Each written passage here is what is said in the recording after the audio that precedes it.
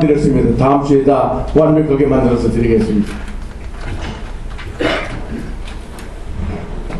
여러분 반갑습니다. 저는 몇 년 전에 여기 한 2번 나온 일이 있었는데요. 아침에 게을러서 못 나오고 있었습니다. 근데 김의장께서 하도 이번 법도사 때 전에쯤 말 좀 해달라는 부탁을 하시길래 무릎쓰고 좀 나왔습니다. 제가 여기서 요새 일어나고 있는 시끄러운 사태에 대해서 없다 이렇게 일일이 평을 생각했고요. 다만 지금 법조의 구성, 그거 지금 어떻게 되어 있고, 또 지난번에 일본에서요 이와 비슷한 사건이 있었습니다. 청법협의라는 게 있었는데 청년법률가협회입니다. 청년법률가협회를 청법협의라고 합니다. 그 사람들이 있던 사건, 그 사람들 단체에 관한 사건, 마치 이것이 우리나라 지금 우리법연구회와 비슷하다게 생각하고 한번 될 겁니다. 조금 조직의 형태는 다르거든 말이죠. 그것을 일본의 대법원장이죠. 거기서는 최고재판소 장관이라고 그럽니다. 5대 대법원장인 이시다라는 사람, 이시다 가즈토라는 사람이 있어요. 이 사람이 아주 멋지게 해결하고 나갑니다. 그 과정이 지금 우리나라에서 일어나고 있는 시끄러운 상황과 너무나 비슷하고, 또 그 기사 같은 걸 잘 보면 참 너무 재미있습니다. 그래서 참고될까 하고 그걸 소개해드리려고 지금 뭐 좀 해왔는데요. 요즘 종이가 없어서 인쇄 복사를 여기서 못했답니다. 그래서 일본 한 모양인데 나중에 보시기로 하고 간단히 소개 말씀드리겠습니다. 요즘 판결로 많은 무리가 있는데요.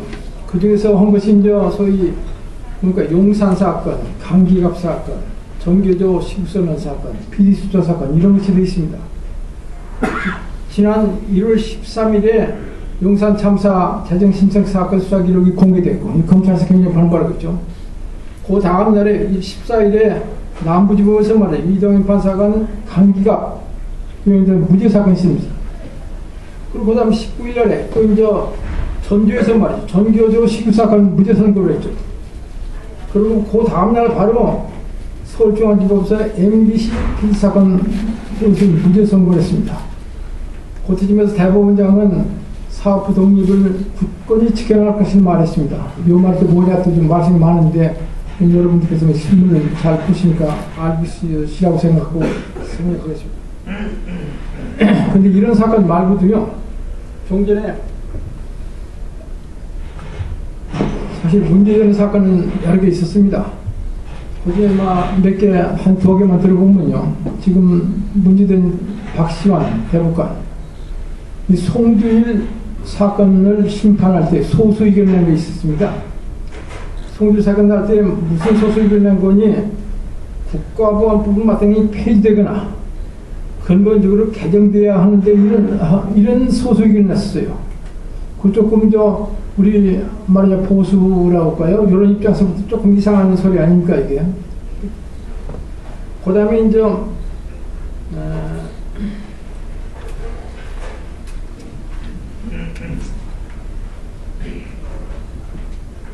2004년도에 말이죠. 종교적 이유로 병을 기피한 사건이 있었죠. 양심적 병역 거부 사건이라는 거. 이걸 무죄 선고한 사건이 있었습니다. 이것도 이해가 안 되다 그때 말씀이 많았습니다. 그 다음에 또 이제 촛불시위 당시에 말이죠. 시위 참여를 동력하기 위해서 학생 시위를 말이죠. 5월 18일 날 17 전국 모든 중고등학생에게 단체 휴교하고 시위하고 문자를 돌려달라는 이런 이메일이 쫙 보낸 게 있었어요. 그걸 무죄 선고를 했습니다. 무죄 선고하는데 그때는 이유가 말이죠. 개인적인 표명에 불과하다 이 말이에요. 개인적인 표명에 불과하고 집회에 참여할 것을 제한하려고 했던 것뿐이다. 그게 뭐 선동하려고 하는 내용이나 벌써 이렇게 무죄 선고했어요. 이것도 그때 말씀이 많았습니다. 말씀이 많았는데 그때 사과를 했습니다. 사과를 했는데 이번 사태는 연거 벌써 며칠 동안에 이런 많은 일이 있긴 하기 때문에 지금 신문에서 떠들고 국회에서 야단이고 각 야단입니다. 그런데 이런 사건의 와중에는요, 지금 대법원장하고 우리법 연구이라는 거 그것이 있습니다. 일부 민교회는 88년도에 조직된 단체인데요.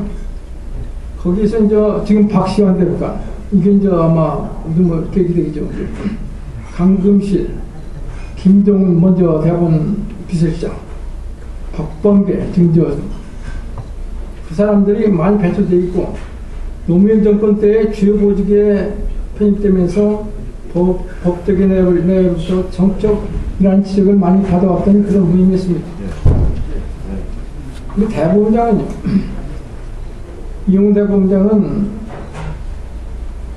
2005년 9월에 대법원장에 취임했는데 그 전에 뭐 쭉 여러 가지 경력을 하고 대법관을 그만두고 있다가 변호사 할 무렵에 탄핵 재판을 같이 했습니다. 지금 저도 탄핵 재판을 했는데 변호를 했는데 저는 원고 입장에서 말이죠. 국회를 옹호하는 입장이었고 탄핵이 옳다는 입장입니다.